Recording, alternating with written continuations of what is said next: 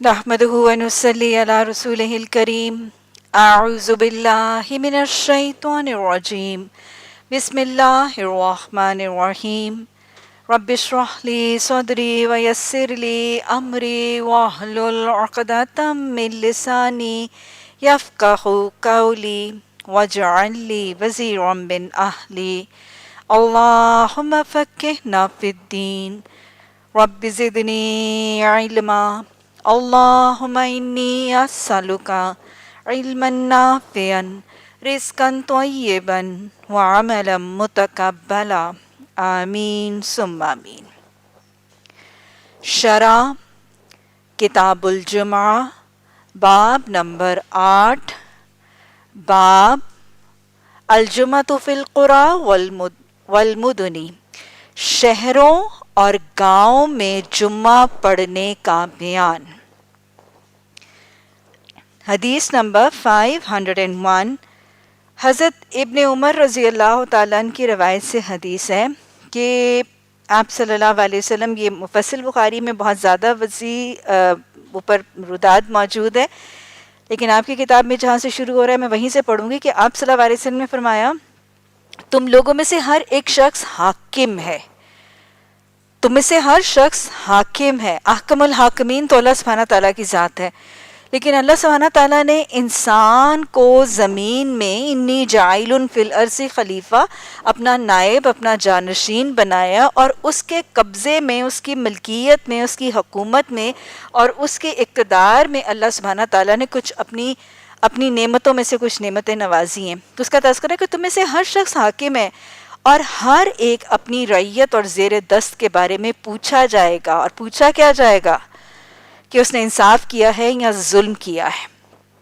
بادشاہ سب ملک پر حاکم ہے تو اپنی رعیت سے پوچھا جائے گا۔ تو گویا یہ وہی حاکمیت کا تصور ہے،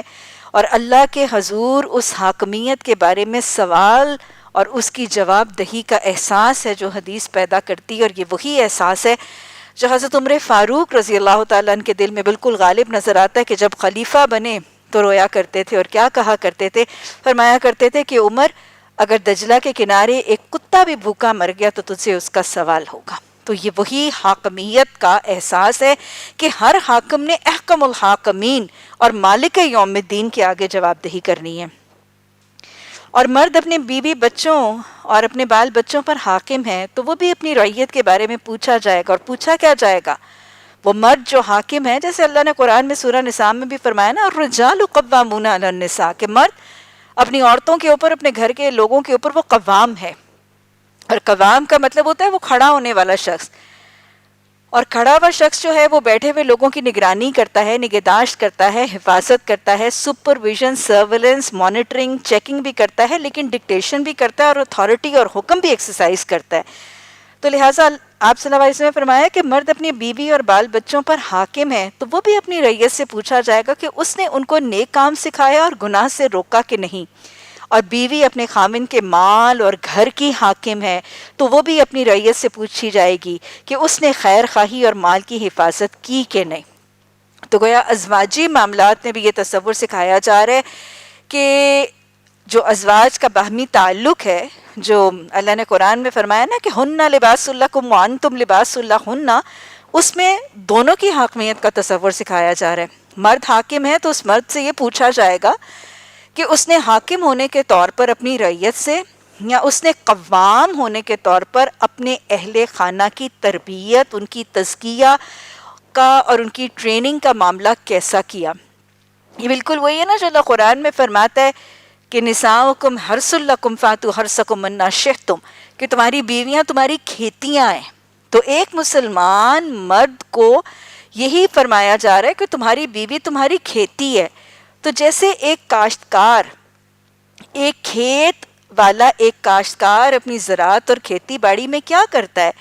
کہ اپنی کھیتی کو وہ کاشت کرنے کے لیے ہل چلاتا ہے، اس میں سے جڑی بوٹیاں اور جھاڑ جھنکار جو ہے وہ تلف کرتا ہے، اس کی زمین کو صاف کرتا ہے، ہموار کرتا ہے، نرم کرتا ہے، اور پھر اعلیٰ درجے کا ایک بیج اس میں ڈالتا ہے، پھر اس کی آبیاری کرتا ہے، اور پھر جب چھوٹی چھوٹی کونپلیں نکلتی ہیں تو ان کی حفاظت کرتا ہے۔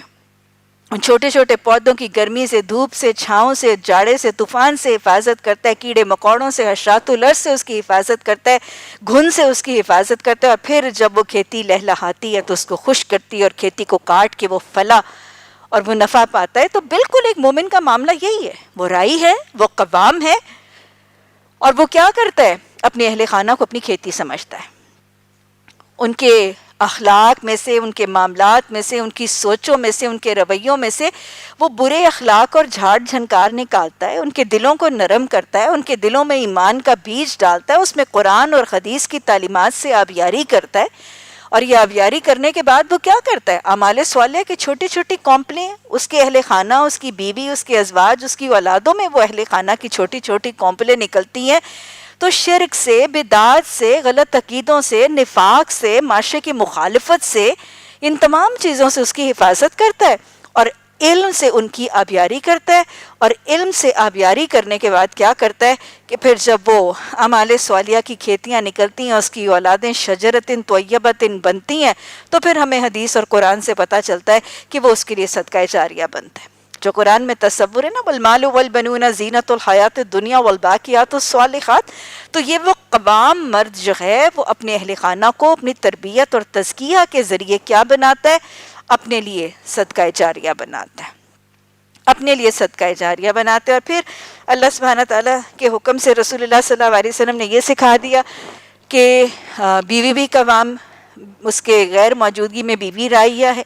اور سورہ نساء میں اللہ نے اچھی بیویوں کی صفات میں کیا صفات بتائی ہیں؟ آپ صلی اللہ علیہ وسلم نے جو صفات قرآن کے ذریعے سے ہم تک پہنچائیں وہ کیسی ہیں؟ صالحات ہیں، نیک بیویاں ہیں، قانتات ہیں، اللہ اور اللہ کے رسول صلی اللہ علیہ وسلم کی فرما برداری کرنے والی اور شوہروں کی اطاعت کرنے والی اور حافظات ہیں۔ تو یہی اچھی رائیہ کی صفات ہیں کہ وہ شوہر کی غیر موجودگی میں، جو آپ صلی اللہ علیہ وسلم نے حدیث میں فرمایا کہ تمہاری بہترین بیویاں وہ ہیں کہ تم دیکھو تو تمہارا دل خوش ہو، تم حکم دو تو تمہاری اطاعت کریں، اور تمہارے پیچھے سے اپنی جان مال عزت آبرو کی حفاظت کریں۔ تو لہٰذا یہ وہ تصور ہے جو یہاں ایک رائیہ خاتون کو بھی بتایا جا رہا ہے کہ وہ اپنے خاوند کے مال اور گھر کی حاکم ہے، تو وہ بھی اپنی رعیت کے بارے میں پوچھی جائے گی کہ اس نے خیر خواہی کی اور مال کی حفاظت کی یا نہیں۔ اسی طرح غلام اور نوکر اپنے آقا کے مال پر حاکم ہے۔ کب حاکم ہے؟ کہ جب اس کا آقا جو ہے وہ گھر پہ موجود نہیں ہے اور اس کا ملازم یا اس کا غلام وہاں پہ موجود ہے، تو اپنے مالک کی غیر موجودگی میں اس کے مال، اس کی عزت آبرو اور اس کے گھر کی چیزوں کی حفاظت کرنا وہ غلام اور مالک ملازم کے لائق ہے۔ اور حدیث کے الفاظ ہیں کہ آپ صلی اللہ علیہ وسلم نے فرمایا کہ کسی خادم یا کسی غلام کے لیے یہ سب سے بہترین ہے کہ وہ موت کے وقت تک دو حالتوں میں رہے، اللہ کی بندگی اور اطاعت، اور اپنے مالک کی فرما برداری، یعنی مالک کا وفادار ہوگا، اس کا حق شناس ہوگا، اس کے لیے حفاظت کرے گا، اور اللہ کی عبادت اور اللہ کی فرما برداری کرے گا۔ آقا کی خیر خواہی کرے اور اس کے مال کی حفاظت کی یا نہیں۔ اور مرد اپنے باپ کے مال پر حاکم ہے، وہ بھی اپنی رعیت سے پوچھا جائے گا، اور ہر شخص حاکم ہے، اور ہر شخص اپنی زیر دست اور قابو والی چیز سے قیامت کے بارے میں پوچھا جائے گا کہ تو نے باوجود قدرت اور قابو کے اس کا حق کیوں ادا نہیں کیا۔ اور اپنے زیر دستوں اور اپنے ماتحتوں پر حق ادا کرنے کا طریقہ یہ ہے کہ اس کی تربیت، اس کی تزکیہ، اس کے ایمان اور اس کے اسلام کی حفاظت کا طریقہ اختیار کیا جائے۔ باب نمبر 9،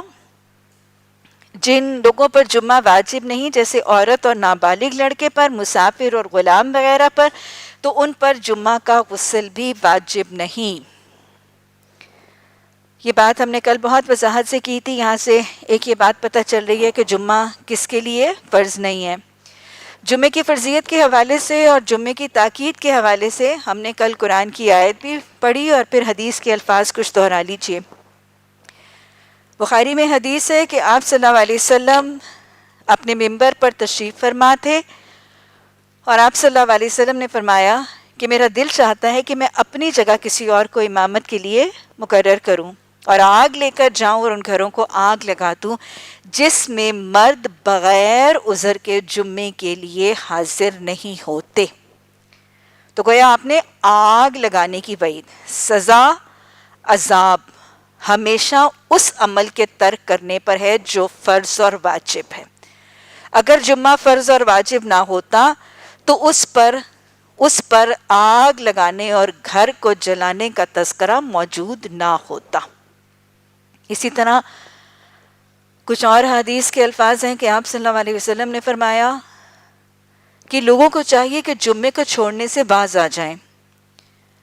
لوگوں کو چاہیے کہ جمعے کو چھوڑنے سے باز آ جائیں، ورنہ اللہ ان کے دل کو منافق کا دل بنا دے گا۔ کچھ اور روایات میں اضافہ ہے کہ اللہ ان کے دل پر مہر لگا دے گا، یعنی جو لوگ بغیر شرعی عذر کے جمعے کو ترک کریں گے ان کا دل منافق کا دل بن جائے گا، یا ان کے دل پر مہر، کفل، ڈانٹ، پردے، جس میں اللہ قرآن میں بھی کہتا ہے ختم علی قلوبہم، کہ اللہ نے ان کے دلوں پر مہر لگا دی۔ یہ جمعے کو بغیر شرعی عذر کے ترک کرنے کا دل کی حالت بدل جائے گی۔ اسی طرح آپ صلی اللہ علیہ وسلم نے حدیث مبارکہ میں فرمایا کہ جو شخص 3 جمعے بغیر شرعی عذر کے ترک کرے گا، جو شخص 3 جمعے بغیر کسی شرعی عذر کے ترک کرے گا، اس کی نماز نہیں، اس کا روزہ نہیں، اس کی زکوٰۃ اور صدقہ نہیں، اس کی کوئی نیکی نہیں جب تک وہ اس عمل سے باز نہ آ جائے۔ گویا جمعے کو بغیر عذر کے ترک کرنا، اس پر یہ سزا اور وعید بتائی جا رہی، یہ اعمال اور نیکیوں کی قبولیت میں رکاوٹ ہے۔ پھر دہرا لیجئے جمعے کی فرضیت ہر عاقل بالغ مسلمان، آزاد مسلمان پر فرض ہے، غلام پر بھی نہیں ہے، کیونکہ obviously وہ اپنے آقا کے حوالے سے ڈیپینڈنٹ ہے۔ ملازم البتہ یہ ایسا معاملہ نہیں ہے، کیونکہ غلام جو ہے وہ تو فروخت کیا ہوا ہوتا ہے اور مالک نے خریدا ہوتا ہے، وہ اپنی مالک کی مرضی کے اوپر ٹوٹلی ڈیپینڈنٹ ہے، لیکن ایک ملازم یا ایک تنخواہ خار کے لیے یہ عذر موجود نہیں ہے۔ اسی طرح نابالغ بچے کے لیے بھی فرض نہیں ہے، خاتون کے لیے بھی فرض نہیں ہے، اور بیمار کے لیے بھی عذر موجود ہے۔ حدیث نمبر 502، حضرت ابو ہریرہ رضی اللہ تعالیٰ عنہ سے روایت ہے کہ نبی صلی اللہ علیہ وسلم نے فرمایا، یہ حدیث وہی ہے جو ہم پہلے پڑھ چکے ہیں، کہ ہم دنیا میں سے سب امتوں کے پیچھے پیدا ہوئے اور قیامت میں سب سے آگے ہوں گے، صرف اتنا فرق ہے کہ اگلی امتوں کو کتاب ہم سے پہلی ملی اور ہم کو ان سے پیچھے ملی، سو یہ دن جمعے کا ہے، اور جس میں انہوں نے اختلاف کیا سو اللہ نے ہم کو اس کی راہ بتلائی، سو سنیچر کا دن یعنی ہفتے اور سبت کا دن یہود کے واسطے ہے، اور اتوار عیسائیوں یا نصارہ کے واسطے ہے۔ اور نبی صلی اللہ علیہ وسلم نے پھر کچھ دیر سکوت کیا، یعنی آپ بات کر رہے تھے، آپ خطبہ ارشاد فرما رہے تھے، کچھ دیر آپ خاموش رہیں، اور پھر آپ نے فرمایا کہ ہر مسلمان پر واجب ہے کہ ہفتے میں 1 دن غسل کرے، یعنی منیمم ایٹ لیسٹ 1 دن غسل کرنا اس پر واجب ہے، جس میں اپنے بدن اور سر کو دھوئے۔ اور دوسری روایت میں کہ ہر مسلمان پر واجب ہے کہ ہفتے میں 1 دن نہائے، اور نہائے کا مطلب صرف جسم پر پانی بہانا نہیں ہے، سر کو بھی دھونا۔ تو ہمارا دین جو پاکی اور طہارت کا دین ہے، وہ ہمیں نفاست کے حوالے سے کم از کم ہفتے میں 1 دفعہ مکمل غسل کرنے کی تاکید ہے، لیکن اور یہ بھی ہمیں پتہ ہے کہ یہ 1 دن نبی صلی اللہ علیہ وسلم کی سنت سے جمعے کا دن ثابت ہے۔ خواتین کا مسجدوں میں جانے کا تصور، کہ خواتین کے لیے مسجدوں میں جانے کی تصور کی اجازت کیا ہے؟ حضرت ابن عمر رضی اللہ تعالیٰ عنہ کی روایت ہے، یہ جمعے کے حوالے سے بھی، کہ خواتین کے لیے جمعے میں جانا منع بھی نہیں ہے بلکہ وہ مستحب ہے،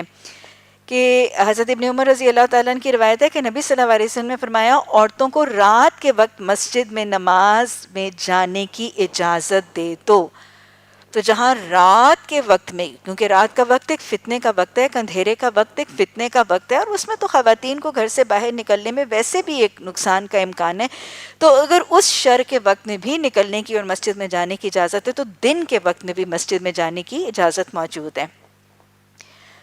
حضرت ابن عمر رضی اللہ تعالیٰ عنہ کی روایت ہے کہ عمر فاروق رضی اللہ تعالیٰ عنہ کی بیوی تھیں، وہ صبح اور عشاء کو جمعے کے واسطے مسجد میں حاضر ہوتی تھیں، تو کسی نے ان کو کہا کہ تو گھر سے باہر کیوں نکلتی ہے، حالانکہ تو جانتی ہے کہ عمر رضی اللہ تعالیٰ اس کو برا جانتے ہیں اور اس پر غیرت کرتے ہیں۔ تو انہوں نے جواب دیا، پھر کون سی چیز ان کو روکتی ہے کہ مجھے منع نہیں کرتے؟ یعنی کسی نے کہا کہ حضرت عمر کو اچھا نہیں لگتا تو آپ کیوں نکلتی ہیں؟ تو بیوی نے جواب دیا کہ اگر ان کو اچھا نہیں لگتا تو پھر وہ مجھے روکتے کیوں نہیں ہیں؟ پھر وہ خود ہی مجھے منع کر لیں، انڈائریکٹلی تمہیں کہنے کی کیا ضرورت ہے؟ پھر کون سی چیز ان کو روکتی ہے کہ مجھے منع نہیں کرتے؟ اس نے کہا کہ نبی صلی اللہ علیہ وسلم کا حکم انہیں منع کرتا ہے کہ اللہ کی بندیوں کو اللہ کی مسجدوں میں جانے سے نہ روکو۔ یعنی حضرت عمر رضی اللہ تعالیٰ عنہ اس کو پسند نہیں کرتے، لیکن بہرحال چونکہ نبی صلی اللہ علیہ وسلم نے روکنے سے منع فرمایا ہے اس لیے وہ نہیں روکتے۔ گویا خواتین کو مسجد میں جانے کی بھی اجازت ہے اور جمعے میں حاضری کی بھی اجازت موجود ہے۔ اور ہمیں پتہ ہے کہ جب سورہ جمعہ نازل ہوئی تھی اور یہ وہ موقع تھا کہ جب آپ مسجد نبوی میں مدنی دور میں آپ حیات طیبہ میں جمعے کی نماز کا خطبہ ارشاد فرما رہے تھے، اور واقعہ اگر آپ ذہنوں میں دہرا لیں کہ مدینہ کی بستی میں جو روزمرہ چیزوں کی کمی بہت زیادہ تھی اور مالی تنگی بھی بہت زیادہ تھی، اور دستور کے مطابق ایک قافلہ تجارتی قافلہ آیا تھا اور اس نے مدینہ کے باہر پڑاؤ کر کے جب ڈھول تاشے بستی کے لوگوں کو خبر دینے کے لیے اپنے آنے کی انہوں نے ڈھول تاشے بجائے تھے، تو نبی صلی اللہ علیہ وسلم کے خطبے کی سماعت میں جتنے لوگ موجود تھے ان میں سے کثیر تعداد اس تجارتی قافلے سے خطبے کی سماعت کو چھوڑ کے، جمعے کے خطبے کی سماعت کو چھوڑ کے کثیر تعداد مردوں کی اس تجارتی قافلے سے سامان خریدنے کے لیے نکل گئی تھی۔ اور پھر اللہ سبحانہ تعالیٰ نے فرمایا تھا ضرور چھوڑ دیا کرو تجارت جب تمہیں بلایا جائے۔ اور ہمیں پتہ چلتا ہے کہ اس موقع پر خواتین بھی موجود تھیں۔ اس موقع پر جب یہ آیت نازل ہوئی تھی، کچھ روایات میں آتا ہے کہ 7 اور کچھ میں آتا ہے کہ 12 کی تعداد میں خواتین بھی موجود تھیں۔ گویا خواتین مسجد میں بھی جاتی تھی۔ ہمیں پتہ چلتا ہے کہ جب تحویل قبلہ کی آیات نازل ہوئی تھی تب بھی پچھلی صفوں میں خواتین شامل تھیں۔ تو نمبر 1 بات تو یہ پتہ چلتی ہے جو پیچھے بھی ہم بہت وضاحت سے کر چکے ہیں کہ خواتین اسلام جو ہیں وہ مسجد نبوی میں حاضر ہوتی تھیں، حیات طیبہ میں جاتی تھیں، ان کی صفیں پیچھے ہوتی تھیں اور ان کو آپ صلی اللہ علیہ وسلم منع نہیں فرماتے تھے۔ اور صرف یہ نہیں، فجر اور عشاء کی نماز، اندھیروں کی نماز میں بھی خواتین حاضر ہوتی تھیں اور آپ منع نہیں فرماتے تھے۔ یہ حدیث تقریری ہے۔ اور جمعے کے دن بھی خواتین حاضر ہوتی تھیں اور آپ منع نہیں فرماتے تھے، اور عیدین کی نمازوں میں تو آپ صحابہ اکرام کو اپنی خواتین کو لانے کی تاکید فرماتے تھے۔ تو گویا خواتین کو جمعے کے دن جانے کی اجازت ہی نہیں ہے، بلکہ اس کے حوالے سے استحباب کا معاملہ بھی ہے اور یہ مستحب بھی ہے۔ اگر کوئی شخص می کے دن جمعے میں حاضر، یعنی بارش کے دن جمعے میں حاضر نہ ہو اور اپنے گھر میں نماز پڑھ لے تو اجازت ہے، کچھ گناہ نہیں۔ حدیث ابن سیرین ہے، یہ تابعی ہیں، ان کی روایت ہے ابن عباس رضی اللہ تعالیٰ نے بارش کے دن اپنے مؤذن سے کہا کہ جب تو اشہد ان محمد رسول اللہ کہے اور اس کے بعد حی علی الصلاۃ نہ کہے، بلکہ اس کے بدلے میں کیا کہے، صلو فی بیوتکم، تم اپنے گھروں میں نماز پڑھ لو، اے لوگو اپنے گھروں میں نماز پڑھ لو۔ تو لوگوں نے اس کا انکار کیا، کہنے لگے کہ ہم ایسا نہیں کریں گے۔ تو ابن عباس رضی اللہ تعالیٰ نے فرمایا کہ اس کو اس شخص نے کیا تھا جو مجھ سے بہتر ہے۔ کون؟ یعنی حضرت عبداللہ بن عباس نے مؤذن کو کہا کہ اس کی جگہ حی علی الصلاۃ کی جگہ تم یہ اعلان کر دو کہ تم اپنے گھروں میں نماز پڑھو۔ تو لوگوں نے کہا کہ ہم یہ اعلان نہیں کریں گے، مؤذن نے بھی یہ اعلان کرنے سے منع کیا۔ حضرت عبداللہ بن عباس نے فرمایا کہ میں نے محمد صلی اللہ علیہ وسلم کو یہ کہتے ہوئے دیکھا اور یہ میں اپنی رائے سے ایسا نہیں کر رہا۔ اور ساتھ ہی فرمایا کہ نبی صلی اللہ علیہ وسلم نے اس بات کو ناگوار جانا تھا کہ وہ تکلیف میں ڈالیں اور کیچڑ اور پاؤں پھسلنے کی جگہ میں جائیں۔ تو گویا جمعے کو ترک کرنے کے لیے موسم، بارش کا ہونا، موسلادھار بارش کا ہونا جمعے کو چھوڑنے کا شرعی عذر ہے۔ اور اس کے بارے میں جمہور علماء، شافعی اور امام احمد بن حنبل کی رائے یہ ہے کہ جمعے کو ترک کرنا صرف اس حالت میں بارش کے حوالے سے شرعی عذر ہوگا جب بارش اتنی ہے کہ کپڑا تر ہو جائے۔ ہلکی پھلکی بوندا باندی میں بارش کو لے کر جمعے کو ترک کرنے کا تصور نہیں کیا جائے گا۔ یعنی اگر اتنی ہلکی سی بارش ہے کہ قطرہ پڑتا ہے اور کبھی نہیں پڑتا اور لباس بیسیکلی خشک رہتا ہے اور وہ چل کے آرام سے جا سکتا ہے تو پھر اس کو شرعی عذر نہیں کہا جائے گا۔ اور امام مالک کہتے ہیں، ان کی رائے ہے کہ می برسنے کے باوجود بھی چھوڑنا جائز نہیں ہے۔ امام مالک کے جو آراء جمعے کے حوالے سے وہ سب زیادہ سخت ہیں، لیکن باقی ائمہ میں تھوڑی سی نرمی اور لچک نظر آتی ہے، لیکن امام مالک اپنے جمعے کے احکامات کے بارے میں زیادہ تلخی رکھتے ہیں۔ تو کچھ اور عذر، کچھ اور حالتیں جس میں جمعہ چھوڑنے کی اجازت ہے: بیمار یا بیمار کا عیادت کرنے والا، بیمار کا ایسا عیادت کرنے والا شخص کہ جس کے علاوہ اور اس کی کوئی عیادت کرنے والا ہو ہی نہ، یعنی ایک شخص بہت شدید بیمار اور علیل ہے اور کوئی شخص اس کی عیادت کرنے والا ہے ہی نہیں، یہ واحد شخص ہے، اور اگر وہ چلا گیا تو بیمار بہت زیادہ مشقت میں پڑے گا، تو پھر ایسے شخص کو، ایسے عیادت کرنے والے شخص کو بھی جمعہ ترک کرنے کا شرعی عذر موجود ہے۔ کیا پتہ چل رہا ہے؟ بیمار کی عیادت کی فضیلت بھی پتہ چل رہی ہے کہ جمعے کے وجوب کو بھی، جمعے کے وجوب میں بھی ایک عذر موجود ہے۔ یہ بیمار کی عیادت کی فضیلت بھی اس سے پتہ چل رہی ہے، اور حقوق العباد کی اہمیت بھی پتہ چل رہی ہے، اور خدمت خلق کی اہمیت بھی پتہ چل رہی ہے، حسن سلوک اور حسن معاملات اور احسان کی کیفیت بھی پتہ چل رہی ہے۔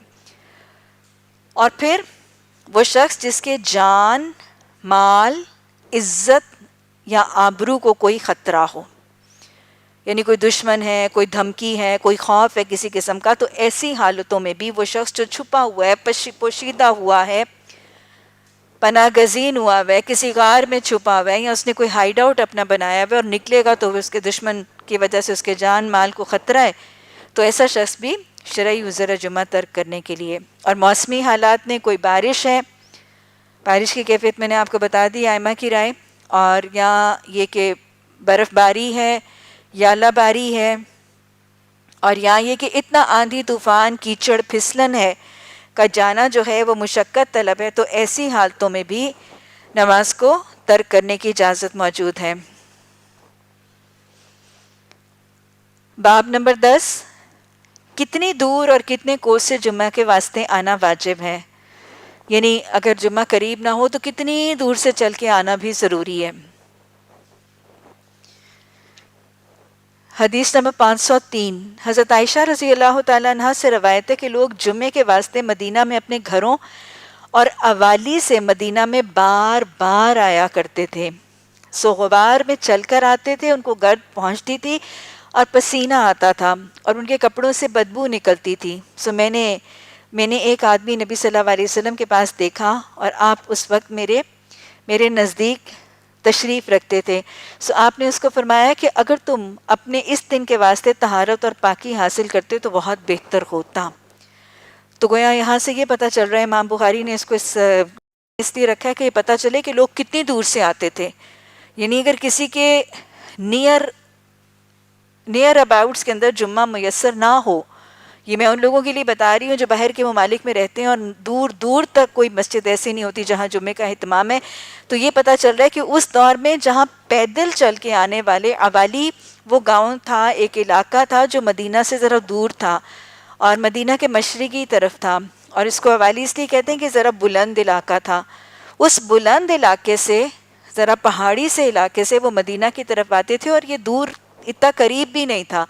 یعنی کافی مسافت طے کر کے آتے تھے، اور اتنی مسافت ہوتی تھی کہ اس میں مشقت ہوتی تھی، تھک جاتے تھے، پسینے سے شرابور ہو جاتے تھے، اور اتنا پسینہ اور خاک آلود ہوتے تھے کہ جسم سے بو آنے لگتی تھی، اور یہاں تک کہ پھر آپ نے غسل کی تاکید فرمائی۔ تو اتنا دور چل کے آنے والے کو بھی بہرحال جمعے کو ترک نہیں کرنا، دور تک چل کے جانے والے کو بھی جمعے کو ترک نہیں کرنا۔ جمعے کو اول وقت اور بعد میں زوال کے بعد جمعہ پڑھنے کا تصور کیا ہے، کہ جمعے کو کب پڑھنے کا تصور ہے؟ زوال کے بعد اور زوال سے تاخیر میں۔ امام احمد بن حنبل یہ کہتے ہیں کہ وہ جمعے میں بہت جلدی کرتے تھے اور اول وقت میں پڑھتے تھے، لیکن امام احمد بن حنبل کا یہ بھی تصور پتہ چلتا ہے کہ وہ زوال سے پہلے پڑھ لیتے تھے، یعنی جلدی کرنے میں، جمعے کی جلدی میں وہ اتنا زیادہ تشدد برتتے تھے کہ وہ زوال سے پہلے پڑھ لیتے تھے۔ امام احمد بن حنبل اپنے زوال سے پہلے جمعے کو پڑھنے کا جواز کیا دیتے نظر آتے ہیں کہ وہ جمعے کو عید کا دن کہتے ہیں، اور یہ کہ آپ نے عید زوال سے پہلے پڑھی، تو وہ کہتے تھے کہ یہ بھی پھر چونکہ جمعہ عید ہے اور عید زوال سے پہلے پڑھی جاتی تھی، تو لہٰذا اس کو بھی زوال سے پہلے پڑھا جا سکتا ہے. حالانکہ یہ توجہ درست نہیں ہے، کیونکہ عید کے دن روزہ رکھنا حرام ہے، جمعے کے دن روزہ رکھنا حرام نہیں ہے. ہاں اس کو اکیلا رکھنا منع کیا گیا، لیکن آگے پیچھے دنوں کے ساتھ ملا کے رکھا جاتا ہے، لیکن عید کے دن روزہ نہیں رکھا جاتا. تو اس کو صرف ایک اصطلاح میں عید کے دن کے ساتھ مشابہت دی گئی ہے. نماز کے اوقات کے حوالے سے یہ عید کا وقت نہیں ہوگا. جمعے کو بہرکیف زوال کے بعد ہی پڑھا جائے گا. حدیث نمبر 504 حضرت یحییٰ بن سعید رضی اللہ تعالیٰ عنہ سے روایت ہے کہ آپ نے جمعے کے حوالے سے فرمایا کہ جمعے کے دن نہانے کا حکم پوچھا گیا کہ واجب ہے یا سنت. انہوں نے کہا کہ عائشہ رضی اللہ تعالیٰ عنہ نے فرمایا کہ لوگ اپنی جانوں سے آپ خادم تھے، یعنی اپنے ہاتھوں سے محنت مزدوری کر کے روزی کماتے تھے، اور ان کا غلام اور نوکر کوئی نہیں تھا کہ ان کو کما کے کھلاتا، اور جب جمعہ آتا تو اپنے اسی ہاتھ سے گرد آلودہ اور عرق ریزہ آتے. سو آپ نے کہا کہ اگر تم غسل میں آتے تو بہتر ہوتا. اسی طرح حدیث کے الفاظ 505 حدیث حضرت انس بن مالک رضی اللہ تعالیٰ عنہ کی روایت ہے کہ بے شک نبی صلی اللہ علیہ وسلم اس وقت جمعہ پڑھایا کرتے تھے جب آفتاب ڈھل جاتا تھا. گویا جمعہ زوال آفتاب کے بعد پڑھنا نبی صلی اللہ علیہ وسلم کی سنت سے ثابت ہے. لیکن ایک اور حوالے سے یہ بھی پتہ چلتا ہے کہ موسم کے حوالے سے بھی فرق تھا. اب اگر باب 12 دیکھیں کہ گرمی کی شدت ہوتی تھی تو ٹھنڈے وقت جمعہ پڑھنا. حدیث نمبر 506 حضرت انس رضی اللہ تعالیٰ عنہ سے روایت ہے کہ جب سردی کی شدت ہوتی تو نبی صلی اللہ علیہ وسلم اول وقت میں جمعہ پڑھتے، اور نماز کا بھی یہی آتا ہے. اور جب گرمی کی شدت ہوتی تو ٹھنڈے وقت نماز پڑھا کرتے.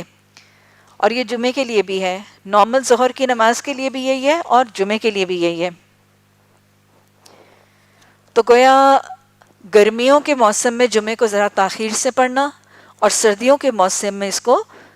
بالکل زوال کے بعد پڑھنا نبی صلی اللہ علیہ وسلم کی سنت سے ثابت ہے. باب نمبر 13 نماز جمعہ کی طرف چلنے کا بیان اور آیت فَسَعُوا إِلَىٰ ذِكْرِ اللَّهِ.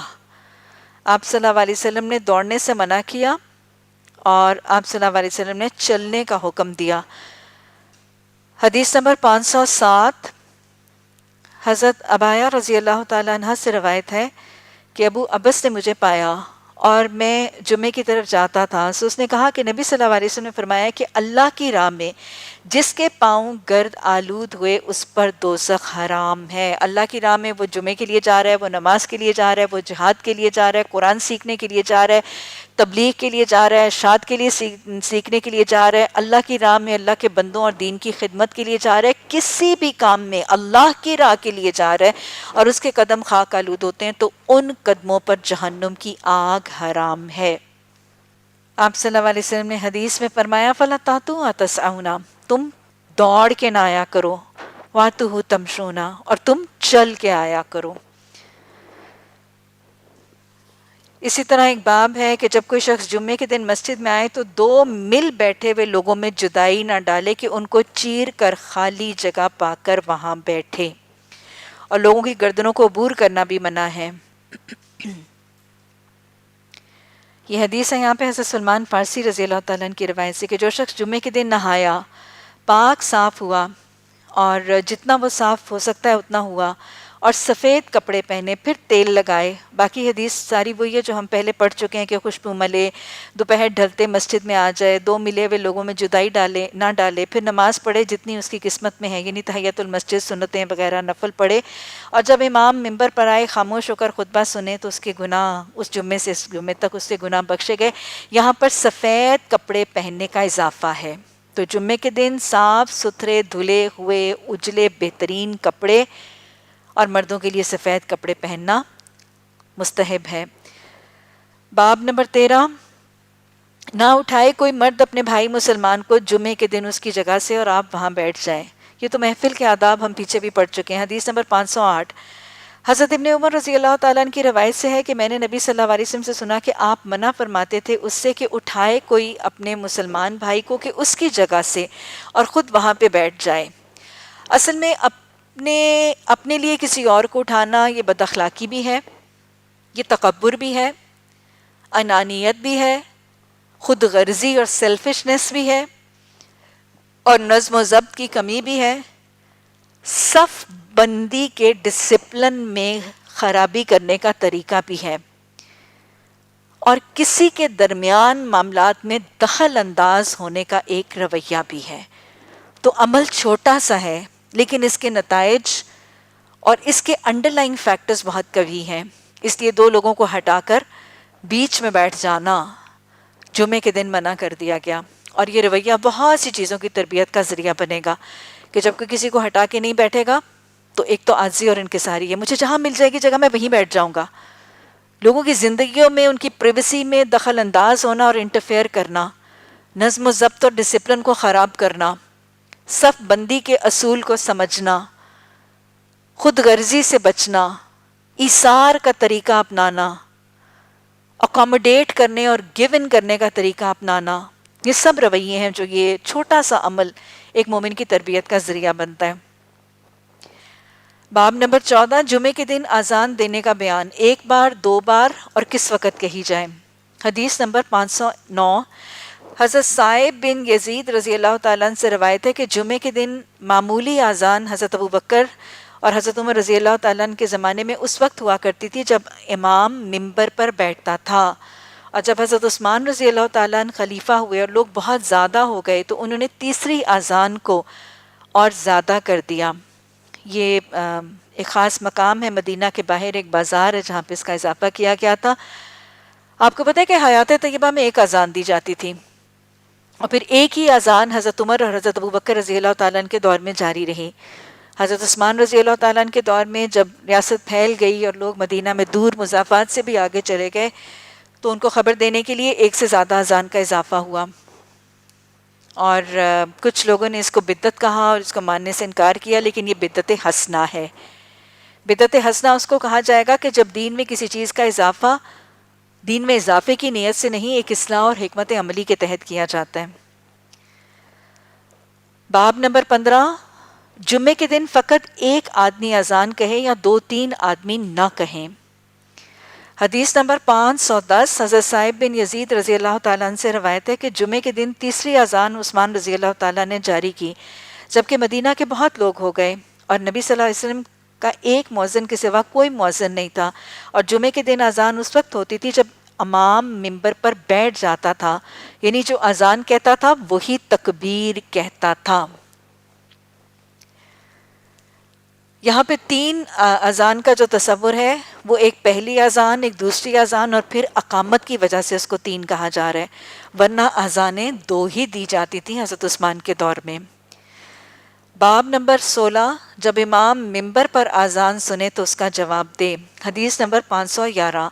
حضرت سہل بن حنیف رضی اللہ تعالیٰ عنہ سے روایت ہے کہ مؤذن نے اذان کہی اور معاویہ ممبر پر بیٹھا تھا، سو جب مؤذن نے کہا اللہ اکبر تو معاویہ نے بھی اللہ اکبر کہا، پھر مؤذن نے کہا اشہد ان لا الہ الا اللہ تو معاویہ نے بھی اشہد ان لا الہ الا اللہ کہا، پھر مؤذن نے کہا اشہد ان محمد رسول اللہ، سو معاویہ نے بھی ویسا ہی کہا۔ جب مؤذن اذان دے چکا تو معاویہ نے کہا کہ اے لوگو، میں نے نبی صلی اللہ علیہ وسلم کو سنا ہے کہ جب اس جگہ ممبر پر بیٹھے اور مؤذن اذان دے تو اس کا جواب دیتے رہو، جیسا تم نے مجھے سنا تو میں نے اذان کا جواب دیا۔ گویا جمعے کے دن اذان کا جواب دیا جائے گا، اور جمعے کے دن اذان کا جواب دینا ویسی ہی تاکید ہے جیسے باقی دنوں کی اذان کا جواب دینے کی تاکید ہے، اور اتنا اہم ہے کہ خطیب بھی جواب دے گا اور امام بھی جواب دے گا۔ جب خطیب اور امام بھی مؤذن کی اذان کا جواب دے رہے ہیں تو باقی مقتدی تو ضرور ہی دیں گے۔ یہ اہمیت، اذان کے جواب کی اہمیت کو واضح کرنے کے لیے۔ باب نمبر 17، ممبر پر چڑھ کر خطبہ پڑھنا یہ جائز ہے، یعنی جمعے کے دن جو خطبہ امام دے گا وہ ممبر پر پڑھ کے بیٹھ کر خطبہ دینا جائز ہے، یہ کوئی تکبر کی علامت نہیں ہے۔ نبی صلی اللہ علیہ وسلم کے ممبر کے حوالے سے رودات ہے اس میں جی۔ حدیث نمبر 512، حضرت ابو حازم رضی اللہ تعالیٰ عنہ سے روایت ہے کہ چند آدمی سہل بن سعد کے پاس جھگڑتے ہوئے آئے کہ نبی صلی اللہ علیہ وسلم کا ممبر کس لکڑی سے بنا ہوا تھا۔ اصل میں صحابہ کرام کے درمیان آپ کی زندگی کے حالات کے بارے میں استفہام، سوال an interrogation to know the exact state of affairs، یہ بہت زیادہ شوق تھا نا ان کو، تو وہ کس لکڑی سے بنا ہوا تھا۔ انہوں نے اس کا حال پوچھا. سعد رضی اللہ تعالیٰ نے فرمایا کہ اللہ کی قسم میں جانتا ہوں کہ جس لکڑی سے ممبر بنا تھا اور میں نے اس کو دیکھا تھا کہ جب وہ پہلے دن مسجد میں رکھا گیا تھا، جب پہلے دن نبی صلی اللہ علیہ وسلم اس پر بیٹھے، اس کا حال یوں ہے کہ جب نبی صلی اللہ علیہ وسلم نے کسی فلاں انصاریہ عورت کے پاس بھیجا، آپ نے سہل نے اس کا نام بیان کیا اور فرمایا کہ اپنے بڑھائی غلام سے کہہ کے میرے واسطے لکڑیوں کا ممبر بنا دے. اس سے پہلے ہمیں پتہ چلتا ہے کہ جب مسجد نبوی بنی تھی تو بہت سادہ حالت تھی. آپ کو پتہ نا کہ ابتدا میں مسجد نبوی جب بنی تھی تو اس پر چھت بھی نہیں تھا، دیوار بھی بہت چھوٹی تھی، کوئی دروازہ بھی نہیں تھا. ہم پیچھے پڑھ چکے ہیں کہ جانور بھی اور بکریاں بھی مسجد نبوی میں آتے جاتے تھے، اور فرش میں بھی نوکیلی کنکریاں تھیں، اور ممبر بھی ہے وہ کھجور کے تنے، کھجور کا جو تنا ہے اس سے ایک ممبر تھا. اس پر نبی صلی اللہ علیہ وسلم تشریف فرما ہوتے تھے، اور اس پر بیٹھ کر خطبہ دینا نبی صلی اللہ علیہ وسلم کے لیے obviously بہت زیادہ ایک تھکاوٹ کا ذریعہ بن جاتا تھا. تو آپ صلی اللہ علیہ وسلم کے لیے اس ممبر پر جو کھجور کے تنے سے بنا تھا، اس پر کھڑے ہو کر یا اس پہ طویل دورانیے پہ بہت ہی انکمفرٹیبل سا پوسچر. تو آپ صلی اللہ علیہ وسلم نے پھر ایک انصاری خاتون سے، اس کا غلام تھا جو بڑھائی تھا، اور آپ نے اس کو یہ کہا کہ تم اپنے بڑھائی غلام سے کہو کہ میرے لیے ایک ممبر بنا دے تاکہ اس پر بیٹھ کے میں خطبہ دوں. گویا اپنی آسانی اور سہولت کے اسباب کرنا منع نہیں ہے، یہ عیش پرستی نہیں ہے. اپنے آپ کو جائز حالت تک آرام اور سہولت دینا جائز ہے. اپنی سہولت اور اپنی جسمانی آسانی کے لیے کسی کو مدد کے لیے کہنا بھی جائز ہے. فزیکلی اپنے آپ کو کمفرٹیبل کرنے کے لیے تاکہ بہتر آؤٹ پٹ ہو سکے اور بہتر کوالٹی ہو سکے، کسی اپنے ماتحت کو، کسی جاننے والے کو، کسی قرابت دار کو کوئی مطالبہ کرنا یا کچھ درخواست کرنا، یہ بھی کوئی غیر شرعی طریقہ نہیں ہے، یہ کوئی دین کی کمی کا طریقہ نہیں ہے، اور یہ کوئی لگژوریس لائف سٹائل کا بھی معاملہ نہیں ہے. بیئر منیمم نیسیسٹیز اور جو ایمینٹیز آف لائف ہیں ان کو اڈاپٹ کرنا منع نہیں ہے. اور ویسے بھی یہ کہ یہ غلام جو تھا یہ یہود میں سے تھا. اکثر روایت میں آتا ہے کہ یہ رومی غلام تھا، یہ مسلمان نہیں تھا. تو نان مسلمز کے جو ٹریڈ ہے اور جو معاملات ہیں اس سے فائدہ اٹھانا بھی منع نہیں ہے. کسی نان مسلم کو بھی معاونت کے لیے اس سے کوئی کام لیا جا سکتا ہے. انہوں نے کہا کہ لکڑی کا ممبر بنا دے کہ جب میں لوگوں سے کلام کروں یعنی واز کروں تو اس پر بیٹھ جایا کروں. اس عورت نے اپنے غلام سے کہہ دیا. اس نے غابہ جنگل کے جھاؤ سے ممبر تیار کیا. یہ ایک جنگل ہے جو ہمیں پتہ چلتا ہے کہ مدینہ کے مشرق کی طرف ایک جنگل تھا،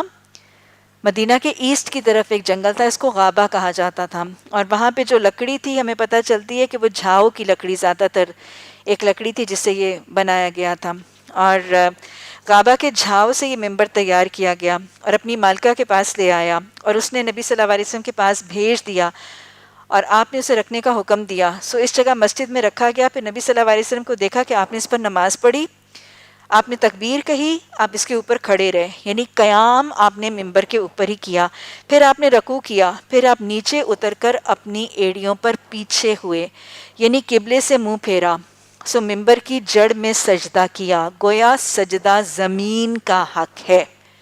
سجدہ زمین کا حق ہے. پھر ممبر پر چڑھے. جب نماز سے فارغ ہوئے تو فرمایا اے لوگو،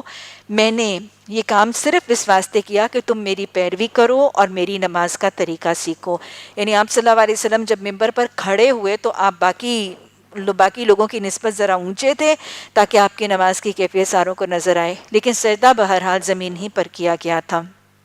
گویا نماز کی حالت میں پاؤں کو اپنی جگہ سے بدلا بھی جا سکتا ہے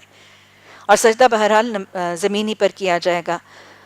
یہ جو ممبر بنایا گیا تھا یہ ہمیں پتہ چلتا ہے کہ یہ طول میں تقریباً 2 ہاتھ تھا اور چوڑائی میں 1 ہاتھ تھا. ہاتھ ان کا پیمانہ تھا میئر کرنے کا. طول میں 2 ہاتھ تھا، چوڑائی میں 1 ہاتھ تھا، اور اس کے 3 سٹیپس تھے. 3 سٹیپس ہونے کی وہ حدیث بھی پتہ نا کہ پہلے قدم دوسرے زینے اور تیسرے زینے پر آمین آپ نے فرمایا. 3 درجے تھے اور ہر پائے کی چوڑائی جو ہے وہ 1 بالشت تھی. اور اکثر کتابوں میں یہ موجود ہے کہ یہ 7 ہجری میں بنا تھا. 7 ہجری میں بنا تھا یہ ممبر، اور کافی دیر تک یہ وہیں پہ رہا، امیر معاویہ کے زمانے تک وہیں پہ رہا، اور پھر ہمیں پتہ چلتا ہے کہ اس میں درجے بڑھا دیے گئے تھے، ممبر وہی رہا تھا، اور 654 ہجری تک مسجد نبوی میں یہ ممبر موجود تھا۔ پھر مسجد نبوی میں ایک موقع پر آگ لگی تو یہ جل گیا، اور پھر اس کو ریپلیس کیا گیا۔ حدیث نمبر 513، حضرت جابر بن عبداللہ رضی اللہ تعالیٰ عنہ سے روایت ہے کہ کھجور کا ایک ستون تھا، اس کے ساتھ ٹیک لگا کر آپ خطبہ پڑھا کرتے تھے۔ یہ وہ پہلا ممبر ہے جس کا تذکرہ کیا جا رہا ہے۔ جب آپ کے واسطے ممبر رکھا گیا اور آپ ممبر پر بیٹھے، یعنی پہلا ممبر کیا تھا؟ کھجور کے تنے کا تھا، اس پر ٹیک لگا کر آپ اپنا خطبہ دیتے تھے۔ پھر جب یہ نیا ممبر بنا اور وہ رکھا گیا اور آپ نئے ممبر پر بیٹھے تو ہم نے حاملہ اونٹنی کی طرح اس ستون کی آواز سنی۔ حاملہ اونٹنی کا مطلب کہ وہ جو مزہ حمل کے وقت جو حاملہ اونٹنی کی آواز، وہ درد میں کراہنے کی جو آواز اس کی نکلتی ہے نا، اس طرح ہم نے ستون میں رونے کی آواز سنی۔ کچھ لوگ اس حدیث کے بارے میں یقین نہیں کرتے ہیں کہ واقعی کیا وہ ستون رویا تھا، تو یہ بخاری کی حدیث ہے اور صحیح حدیث کے الفاظ ہیں۔ تو صحابہ فرماتے ہیں کہ ہم نے حاملہ اونٹنی کی طرح اس ستون کی آواز سنی، یعنی نبی صلی اللہ علیہ وسلم کی جدائی سے وہ ستون رویا، یہاں تک کہ آپ صلی اللہ علیہ وسلم نیچے اترے، آپ نے اپنے ہاتھ کو اس کے اوپر رکھا اور تب اس کا رونا بند ہوا۔ وَمَا أَرْسَلْنَاكَ إِلَّا رَحْمَةً لِّلْعَالَمِينَ، آپ صلی اللہ علیہ وسلم کو تمام جہان والوں کے لیے رحمت بنا کے بھیجا گیا تھا، اور آپ کی نرمی، آپ کی شفقت، آپ کی مہربانی، آپ کا حسن سلوک، کتنا کچھ نظر آ رہا ہے۔ آپ دیکھیں کہ پتہ نہیں، ہم تو اللہ کے بندوں کے رونے کی بھی شاید پرواہ نہیں کرتے اور خبر بھی نہیں رکھتے، اور ہمیں پتہ بھی نہیں چلتا، اور سنی انسنی بھی کر دیتے ہیں، اور کسی کے رونے کا پتہ چلنے کے بعد ہم بے خبری کا طریقہ بھی اختیار کرتے ہیں۔ یہاں پر ایک ممبر روتا ہوا، لکڑی کا ستون جو ہے وہ بلکتا ہوا نظر آ رہا ہے، تو آپ صلی اللہ علیہ وسلم اترتے ہیں، خطبہ دے رہے ہیں، درس ہو رہا ہے، تعلیم دین کی ہو رہی ہے۔ آپ دیکھیں کہ اہمیت کتنی ہے، روتوں کو چپ کرانا، آنسوں کو پوچھنا، کسی غمزدہ کو ڈھارس دینا، کسی کی خبر گیری، کسی کی معاونت کرنا کتنا اہم ہے۔ اللہ ہمیں درد دل عطا فرمائے، اللہ ہمیں مہربانیاں کرنے کے طریقے سکھائے، ہماری اوقات اور ہماری صلاحیتوں میں برکتیں عطا فرمائے۔ باب نمبر 18، کھڑے ہو کر خطبہ پڑھنے کا بیان۔ امام ابو حنیفہ کی رائے تو یہ ہے کہ خطبہ کھڑے ہو کر پڑھنا واجب نہیں ہے، اگر پڑھا گیا تو مستحب ہے، اور امام مالک کی رائے ہے کہ خطبہ کھڑے ہو کر ہی پڑھا جائے گا، کھڑے ہو کر پڑھنا واجب ہے۔ حدیث نمبر 514، حضرت ابن عمر رضی اللہ تعالیٰ عنہ سے روایت ہے کہ نبی صلی اللہ علیہ وسلم کھڑے ہو کر خطبہ پڑھا کرتے تھے، پھر بیٹھ جاتے تھے، پھر کھڑے ہوتے تھے، جیسے تم لوگ اب کرتے ہو۔ تو گویا خطبے کے دوران کچھ دیر کھڑے ہونا، کچھ دیر بیٹھنا، یہ چیز کی جا سکتی۔ آپ تھوڑی دیر کھڑے ہوتے تھے اور تھوڑی دیر بیٹھ کے، جتنی دیر آپ وقفہ کرتے تھے خطبے میں اتنی دیر آپ تشریف فرما ہوتے تھے، پھر آپ اٹھ جاتے تھے۔ خطبے میں ثنا کے بعد اما بعد کہنا، اما بعد کہنا بہت دفعہ خطبوں میں آپ نے سنا ہوگا، تو یہ نبی صلی اللہ علیہ وسلم کی سنت سے ثابت ہے۔ حدیث نمبر 515، حضرت عمر بن تغلب رضی اللہ تعالیٰ عنہ سے روایت ہے کہ نبی صلی اللہ علیہ وسلم کے پاس کچھ مال آیا یا کوئی چیز آئی، سو آپ صلی اللہ علیہ وسلم نے اس کو بانٹا، سو بعض کو دیا اور بعض کو نہیں دیا، یعنی اصل میں نبی صلی اللہ علیہ وسلم کو ہدیے اور تحفے آئے ہیں، آپ کو آپ کے ذاتی گفٹس آئے ہیں، اور آپ نے اپنے ذاتی تحفے اور ہدیے تقسیم کیے، کس لوگوں کو دیے، کچھ کو نہیں دیے۔ نبی صلی اللہ علیہ وسلم کو خبر پہنچی کہ جن لوگوں کو مال نہیں دیا گیا وہ رنجیدہ ہوئے ہیں، وہ غصے میں آ گئے ہیں، منافق تھے نا، ان کو ایمان بھی نہیں تھا، توکل بھی نہیں تھا، اور حرص اور بخل بھی تھا، تو جب ان کو نہیں ملا تو وہ خفا ہوئے۔ آپ نے خطبہ پڑھا اور اللہ کی تعریف کی اور اس پر ثنا کی، اور یہاں پر آپ نے کہا اما بعد فرمایا، پھر آپ نے فرمایا حمد و صلات کے بعد بات تو یہ ہے کہ قسم ہے اللہ کی، میں دیتا ہوں ایک مرد کو اور میں چھوڑتا ہوں دوسرے مرد کو، سو جس کو میں چھوڑتا ہوں وہ میرے نزدیک زیادہ پیارا ہے۔ یعنی اللہ کے رسول صلی اللہ علیہ وسلم کے حوالے سے کچھ لوگوں کو یہ نعوذ باللہ ثم نعوذ باللہ من ذالک یہ بدگمانی ہوگی کہ آپ نے جن کو نہیں دیا شاید آپ ان سے محبت نہیں کرتے اور شاید آپ کا ان کے ساتھ تعلق نہیں ہے، تو آپ نے فرمایا کہ میں جس کو نہیں دیتا نا میں اس سے زیادہ محبت رکھتا ہوں، کیونکہ مال فتنہ ہے، مال آزمائش ہے. تو آپ نے فرمایا کہ میں اس کو زیادہ پیار کرتا ہوں اس کے مقابلے میں کہ جس کو میں دیتا ہوں میں اس میں بے صبری اور حرص دیکھتا ہوں، اور بعض قوموں کو اس پر چھوڑ دیتا ہوں کہ ان کے دلوں میں بے پرواہی اور خیر ڈالی ہے. اور پھر عمر بن تغلب فرماتے ہیں کہ میرے دینے کو محبت اور نہ دینے کو رنج مت سمجھو، اور آپس کے معاملات میں بے صبری اور لالچی لوگوں کو دیتا ہوں اور قناعت کرنے والوں کو میں چھوڑ دیتا ہوں. اور حضرت عمر بن تغلب فرماتے ہیں کہ آپ نے مجھے چھوڑ دیا تو مجھے آپ کا چھوڑنا بہت ہی اچھا لگا. تو گویا مال سے محبت کرنے والوں کو حرص اور بخل ہوتا تھا، اور آپ صلی اللہ علیہ وسلم کا نہ دینا ان کو ناپسند ہوتا تھا. حدیث نمبر 516 حضرت ابو حمید رضی اللہ تعالیٰ عنہ سے روایت ہے کہ ایک رات نبی صلی اللہ علیہ وسلم نے عشاء کی نماز کے بعد کھڑے ہوئے آپ نے خطبہ پڑھا. گویا عشاء کے بعد بھی خطبہ دیا جا سکتا ہے. اللہ کی تعریف کی، اس کی لائق تھی، اور پھر آپ نے فرمایا اما بعد. گویا خطبے کے بعد یہ پڑھا جا سکتا ہے. حدیث نمبر 517 ابن عباس رضی اللہ تعالیٰ عنہ کی روایت سے کہ نبی صلی اللہ علیہ وسلم ممبر پر چڑھے اور یہ آپ کا آخر وقت کا بیٹھنا تھا، یعنی اس کے بعد آپ نے خطبہ نہیں دیا، بیماری سے پہلے کا موقع ہے. اس حالت میں آپ چادر اپنے موڈوں پہ لپیٹے ہوئے تھے اور آپ نے سیاہ پگڑی سے اپنے سر کو باندھا ہوا تھا. آپ نے ممبر پر کھڑے ہو کر اللہ کی تعریف کی اور پھر ثنا کے بعد فرمایا کہ اے لوگوں میرے پاس آؤ. لوگ آپ کے پاس جمع ہوئے. پھر آپ نے فرمایا حمد و صلات کے بعد بات تو یہ ہے کہ البتہ انصار کا قبیلہ روز بروز بڑھتا جائے گا. آپ نے انصار کے بڑھنے کا تذکرہ کہ دین ان میں پھیلتا جائے گا اور ان کی طاقت بڑھتی جائے گی اور ان کے سوا اور لوگ بڑھتے جائیں گے. جو شخص حاکم ہو محمد صلی اللہ علیہ وسلم سے کسی چیز کا، پھر اس کو حکومت میں اتنی طاقت ہو کہ کسی کو ضرر کرے یا کسی کو فائدہ پہنچائے، تو چاہیے کہ انصار کی نیکیوں کو قبول کرے اور ان کے بدکاروں سے درگزر کرے. یہ انصار کی فضیلت ہے جو نبی صلی اللہ علیہ وسلم نے اس حدیث میں بتائی. اللہ سبحانہ تعالیٰ ہمیں قرآن اور حدیث کا بہترین علم اور فہم عطا فرمائے اور اس پر عمل ہم سب کے لیے آسان کر دے. اور یہ یاد رکھیے گا کہ الفاظ ہیں کہ جب علم آتا ہے تو عمل دستک دیتا ہے، اگر عمل آ جائے تو علم بھی رک جاتا ہے، اور اگر عمل نہ آئے تو علم بھی رخصت ہو جاتا ہے. اللہم فقہنا فی الدین. اللہ دین کا علم اور فہم بھی عطا فرما اور اللہ اس کا عمل ہم سب کے لیے آسان بنا. ربنا لا تزغ قلوبنا بعد إذ هديتنا وهب لنا من لدنك الرحمة إنك أنت الوهاب. سبحانك اللهم وبحمدك